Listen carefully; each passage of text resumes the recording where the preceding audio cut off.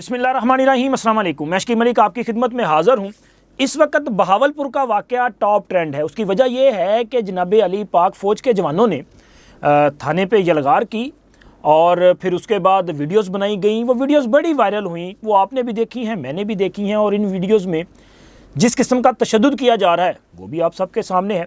लेकिन क्या कहानी सिर्फ एक छापे की है, एक पुलिस रेड की है, या कि कहानी के पीछे कोई और चीज़ है?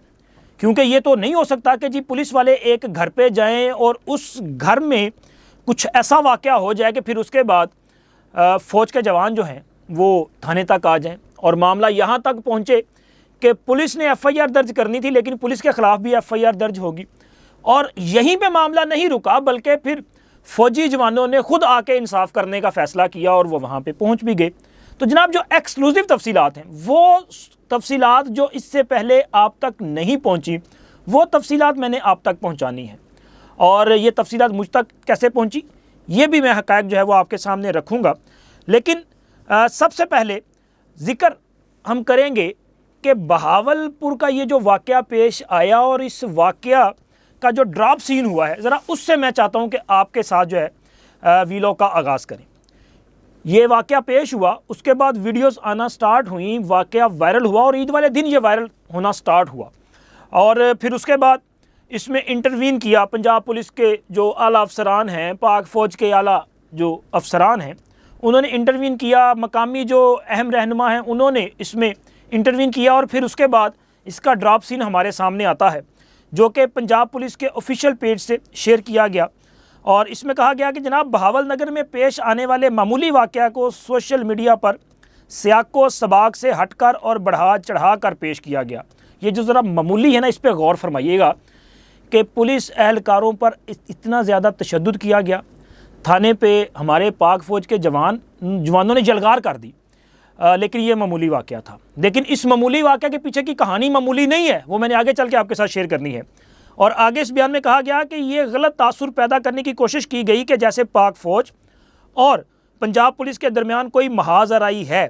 सोशल मीडिया पर गैर मुसद्दक़ा बातें वायरल होने के बाद दोनों अदारों की तरफ से फौरी जॉइंट इन्वेस्टिगेशन की गई, जिसमें दोनों अदारों के अफसरान ने तमाम हक़ाइक़ का जायज़ा लिया और मामले को खुश असलूबी से हल कर लिया। माशाल्लाह, देखें कितना कमाल किया हमारे अदारों ने कि वो कहते हैं कि जनाब अली सोशल मीडिया पर गैर मुसद्दक़ा जो बातें हैं वो वायरल की गई। अच्छा, ये जो वीडियो बनी है, क्या ये वो आर्टिफिशियल इंटेलिजेंस के ज़रिए बनाई गई हैं? ये भी इस पर वजाहत होनी चाहिए थी। और माशाल्लाह जी, किसी की जुर्रत है कि हम अपने जो कौमी अदारे हैं उनके दरमियान किसी किस्म की मुहाजराई पैदा करने की कोशिश करें, बल्कि हम तो जनाब अली हमेशा सुबह शाम हर वक्त ये कोशिश करते हैं कि अपने कौमी अदारों के वक़ार को बुलंद रखें और उनका एक जो गुड जस्टर है वो लोगों के साथ शेयर करें। हम तो ये फ्रीज़ा अंजाम देते रहते हैं, लेकिन क्या करें कि मजबूर हो जाते हैं। अब इस वाक़या ने ये वीडियो करने पे मजबूर कर दिया कि चीज़ें जो हैं वो आपके सामने लाई जाएं। और जनाब अली, ये जो बयान है इसमें यह भी कहा गया कि पाक फ़ौज और पंजाब पुलिस दहशतगर्दों, शरपसंदों और ख़तरनाक मुजरमों को कैफ़रे किरदार तक पहुँचाने के लिए पूरे सूबे में मुश्तरका कार्रवाइयाँ जारी रखे हुए हैं। अवाम से दरख्वास्त है कि वो सोशल मीडिया के जाली प्रोपेगंडे पर कान ना धरें। जनाब, आपका काम है कि आपने सोशल मीडिया पे जो प्रोपेगंडा किया जा रहा है उस पर कान नहीं धरने। जो इन्होंने फरमा दिया कि समझें कि ये हरफ़े आखिर है, जो कुछ इससे पहले आप तक पहुंचा वो सारे का सारा गलत है, इनकी बात को मान लिया जाए।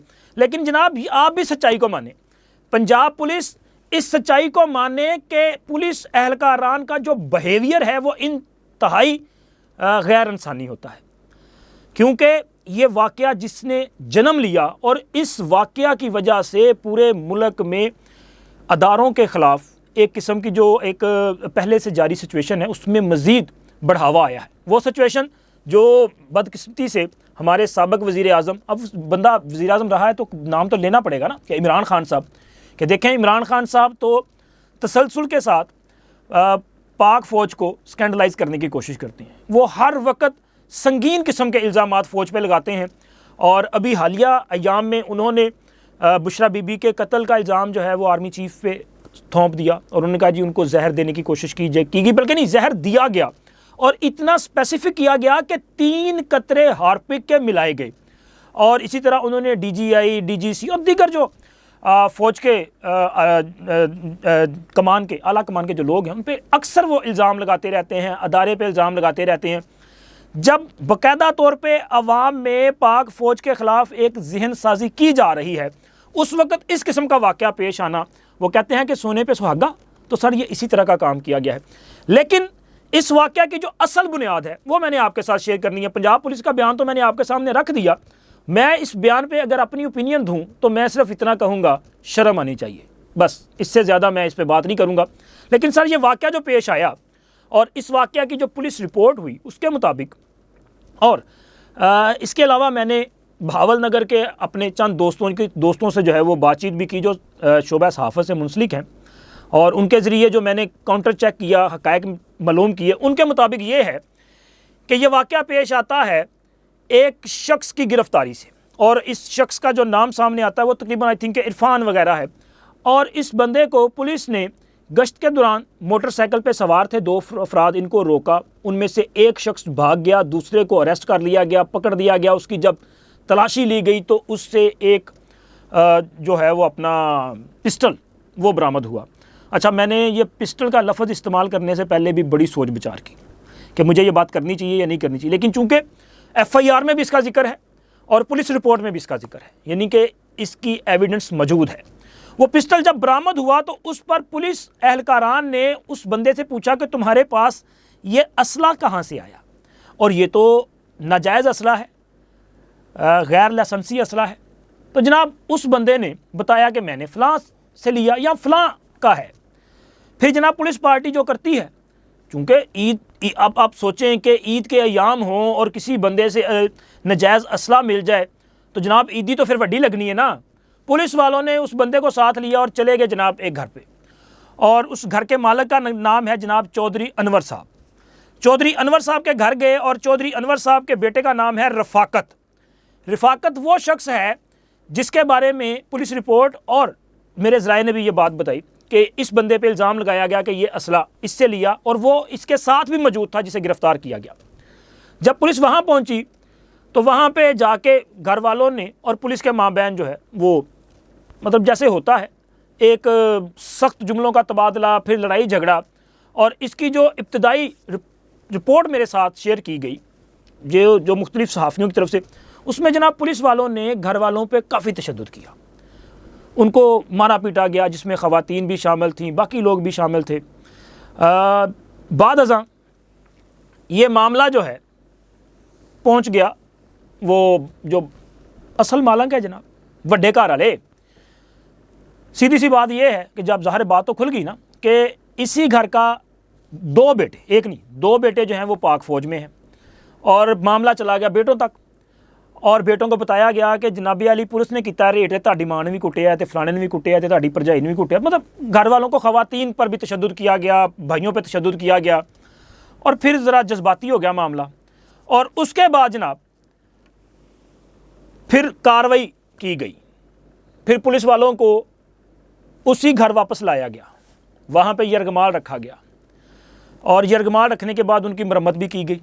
एक वाक़या ये है। दूसरा वाक़या जो पुलिस ने रिपोर्ट किया उसके मुताबिक ये है कि जब ये पहली मरतबा इस घर के पे रेड करने गए तो वहाँ पे मुज़ाहमत की गई, और घर वालों ने एक पुलिस का जो ASI है जिसका नाम नईम बताया जा रहा है, उससे वो यरगमाल बना के घर में ले गए और उसे ज़दोकोब किया गया। लेकिन लड़ाई हुई। इस लड़ाई के बाद जब वहाँ पे पुलिस एहलकारों को यरगमाल बनाया गया, फिर चिश्तियाँ से पुलिस कमांडोस आए और उन्होंने ऑपरेशन किया। इस ऑपरेशन में पुलिस एहलकारों को जो है वह यहाँ से बाजियाब भी करवाया, और घर वालों के ख़िलाफ़ FIR दर्ज हुई, जिसमें 23 अफराद ख़वातीन समेत 23 अफराद के ख़िलाफ़ FIR दर्ज हुई। लेकिन जनाब कहीं ऊपर से एक फ़ोन आया, उस फ़ोन के बाद मामला चेंज होता है, और FIR मज़कूरा जो थाना है चक मदरसा का थाना, उसके SHO और दीगर अफराद के ख़िलाफ़ FIR दर्ज होती है, उनको गिरफ़्तार कर लिया जाता है। लेकिन वो वीडियोस जो आपके साथ शेयर हुई, आपने सोशल मीडिया पे देखी, ये फिर उसके बाद उसका जनाब अली वो क्या कहते हैं कि एक तांता बन गया। फिर आती हैं कोई 15-20 ट्रक आते हैं, और उन ट्रकों पे कोई 200 150 200 जो है वो जवान मौजूद हैं। फिर उन्होंने आके थाने पे जो है बाकायदा यलगार कर दी। और यलगार में आप देख सकते हैं कि पुलिस लॉकअप से लोगों को निकाला गया, फिर उन पर जिस किस्म का तशद्दुद किया गया, पुलिस एहलकारों पे जो तशद्दुद किया गया और इस कदर बेईमाना तशद्दुद, और उनसे माफ़ियाँ मंगवाई गई और सारा कुछ किया गया। गुस्सा क्या था? गुस्सा था कि जनाब अली इन्होंने हमारे घर पे रेड किया। लेकिन इस पूरा जो वाक़या पेश आया उसकी बुनियाद है एक नाजायज़ असला। वहाँ से काम शुरू हुआ और यहाँ तक पहुँचा कि फिर इख्तियारात के नाजायज़ इस्तेमाल तक पहुँच गया। अब यहाँ पे सवाल ये पैदा होता है, अगर पुलिस एहलकारान ने अपने इख्तियारात का गलत इस्तेमाल किया, उनके ख़िलाफ़ FIR दर्ज हुई, तो क्या हमारे पाक फ़ौज के जवानों ने अपने जो है वो इख्तियारात का गलत इस्तेमाल नहीं किया? क्या उन्होंने जो कुछ किया वो कानूनी था? क्या उसको आप कोई कानूनी जवाज़ दे सकते हैं? तो जनाब इसका सीधा सा जवाब है कि नहीं, दोनों तरफ से अपने इख्तियारात का गलत इस्तेमाल किया गया। और जो कुछ हो रहा है ये कोई पहला वाक़या नहीं है। आप ज़रा माजी में जाएंगे तो आपको इस किस्म के वाक़यात जो हैं कई जगह पे मिलेंगे। पुलिस अक्सर किसी भी जगह पे रेड करती है तो पुलिस का जो बिहेवियर होता है ना, वो बड़ा गैर इंसानी किस्म का होता है। पुलिस बदतमीज़ी भी करती है, लोगों पे तशद्दुद भी करती है और चादर और चार दीवारी का तकद्दुस भी इस्तेमाल करती है। ये सच है। और पुलिस की इन्हीं हरकत की वजह से अक्सर बेशतर उसके ख़िलाफ़ शिकायत आती हैं। लेकिन हमारे जो पाक फ़ौज के जवान हैं, हमारी जो अपना बावर्दी फोर्सेस हैं, उनके भी इस किस्म के कई वाक़यात हैं। कराची में एक लड़के को जो है वो रेंजर्स के जवानों ने गोली मार दी थी, उसकी वीडियोस भी बड़ी वायरल हुई थी।